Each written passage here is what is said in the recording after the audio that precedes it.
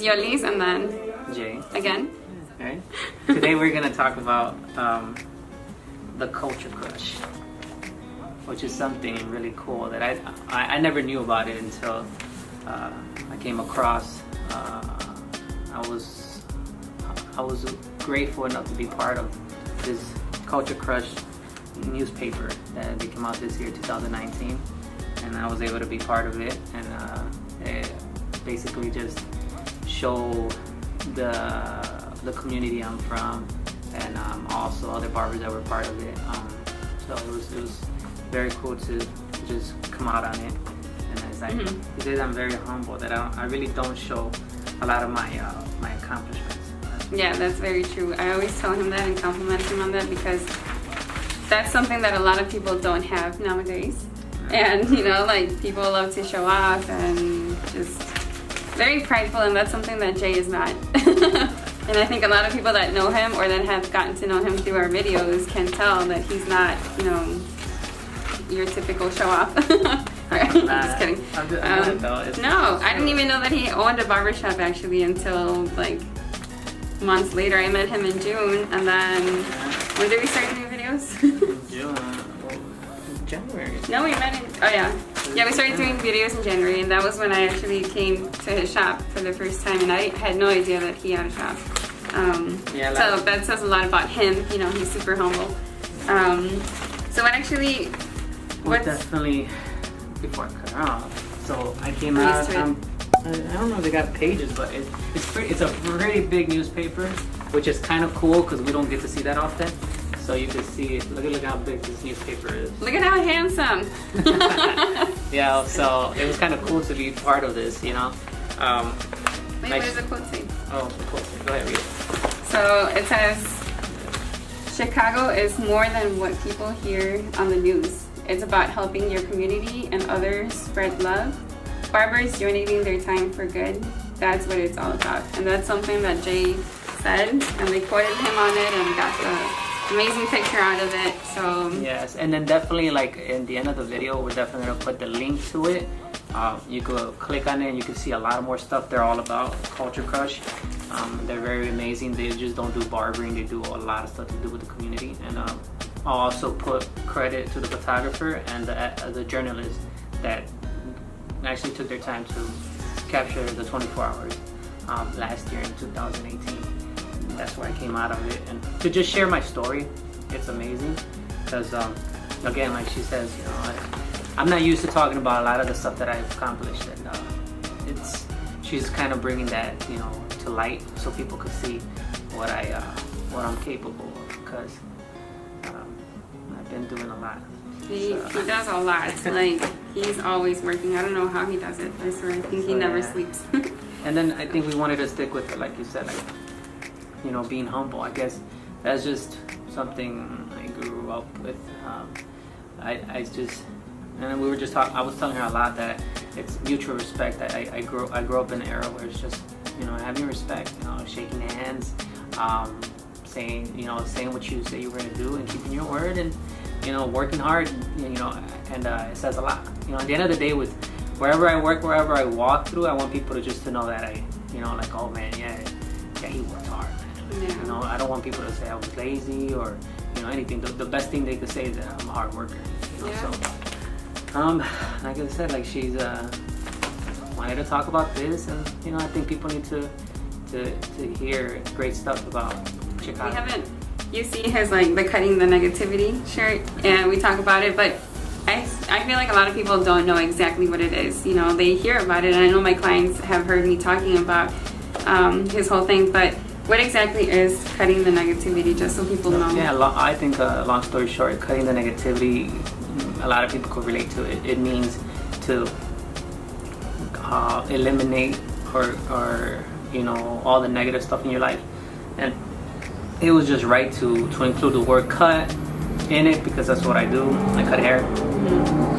You know, I'm in the hair industry, and to combine the word cut and the negativity, it was kind of cool that it actually it worked together, and it was you know, cutting the negativity, and it's the same word. It's the same as, like, you know, eliminating the negativity out of your life, ignore it, and turn it into a positive.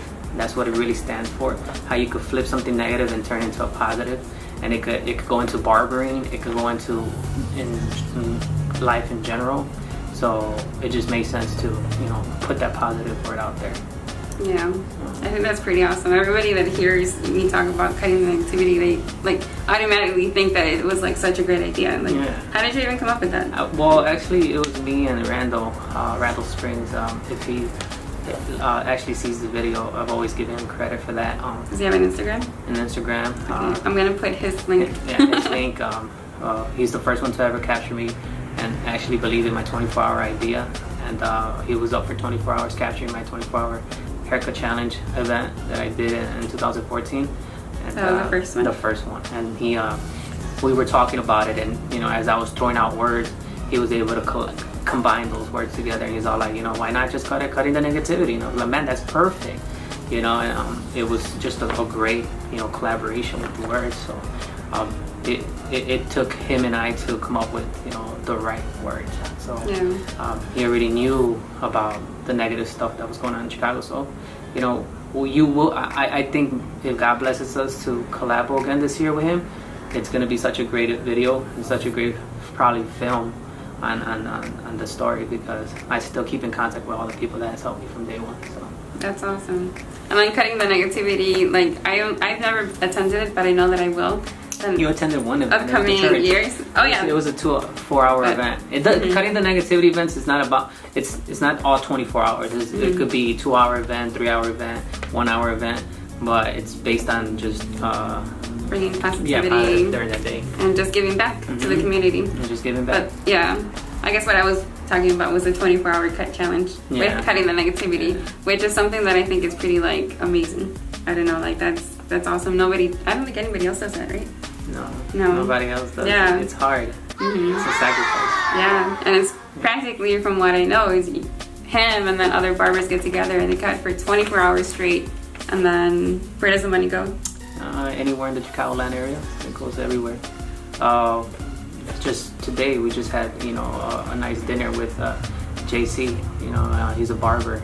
Shout out to JC. Yeah, he's about to do his event, and we're definitely gonna have him in an interview, so you get to hear about what he went through in his event. We're gonna be part of it. And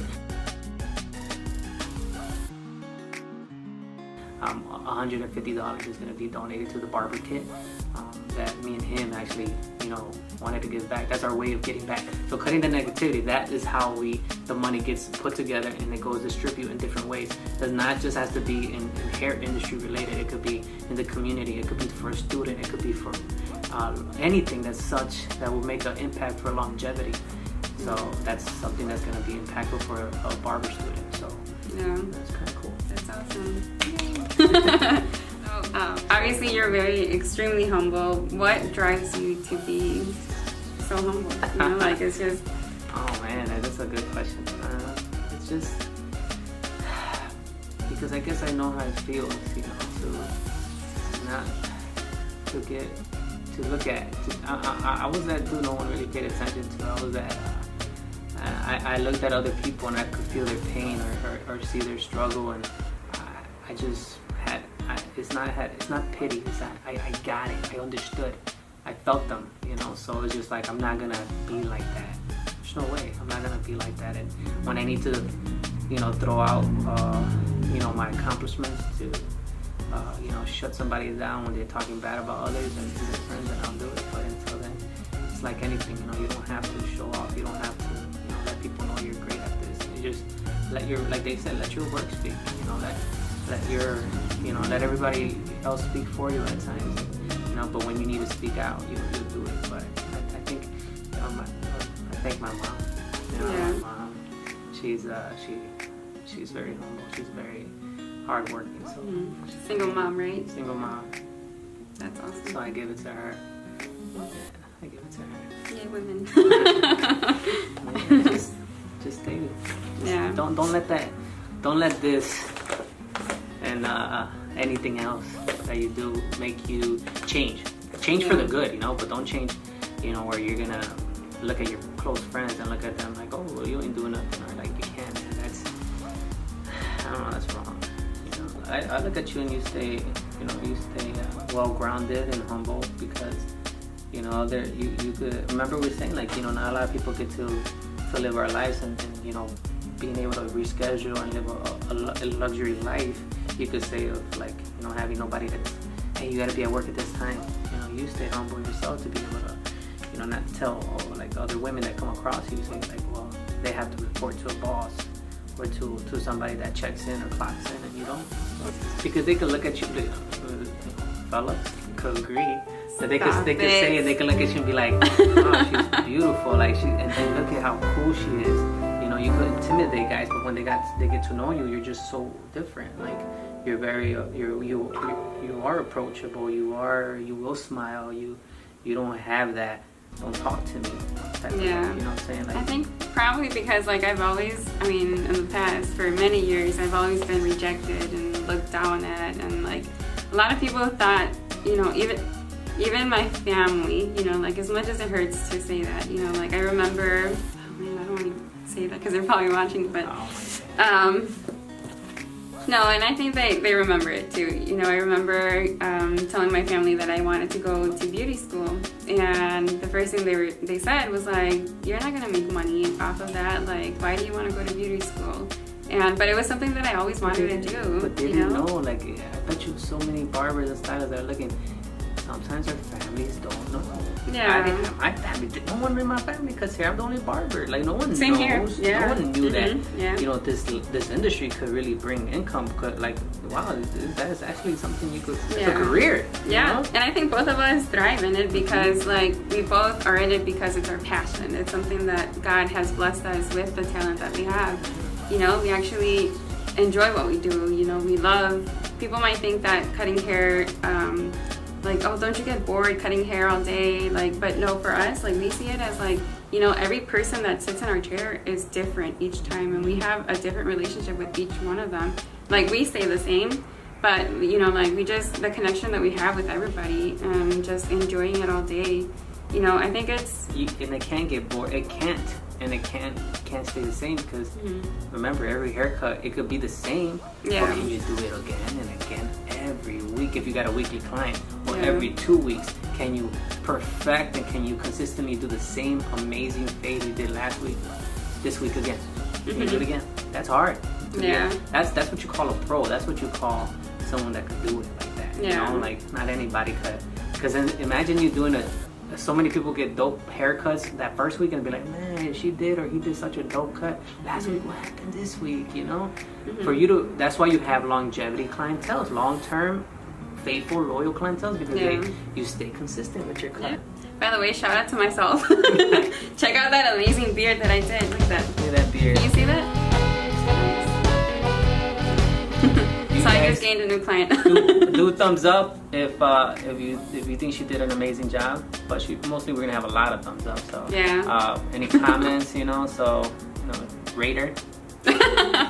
Or suggestions what I should do different, or do you guys like my curls? I'm just kidding. Okay, now we're getting cocky. Guys, no, we love her curls. That's gonna be cut out. We love her curls. Curls for the girls. Yeah. And girls, you love my beard. Nah. Hey.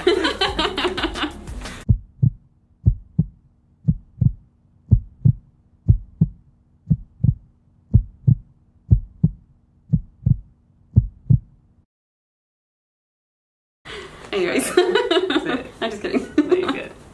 What was I saying? Why did she have to push me though? So I think it's easy for us to be humble because we do enjoy our jobs and we're doing it for the right reasons. We do it because, for one, we love, you know, what we do. We're talented. We're blessed to have these talents, and we love to help people. You know, as barbers, and I'm sure a lot of people that are stylists and barbers can relate that we can become a counselor to our clientele, and that on its own becomes a ministry, you know, to grow that relationship with the person and to be able to like give advice and like, or listen to them giving us advice as well, you know, and like that's humbling on its own, you know, learning from each other, from your clients and them learning from you. So That's true. And it's definitely God, you know, working through us too, you know, like he's the one that strengthens us and gives us that strength to like work 10 or plus hours a day.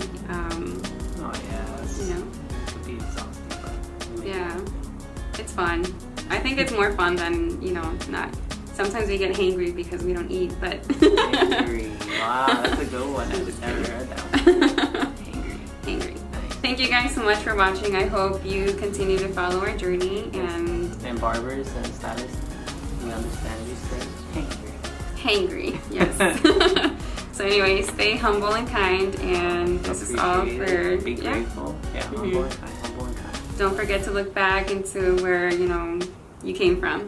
Just always remember and be yourself and let God continue to strengthen you, make you a better person each day, which is what we're doing and cutting the negativity.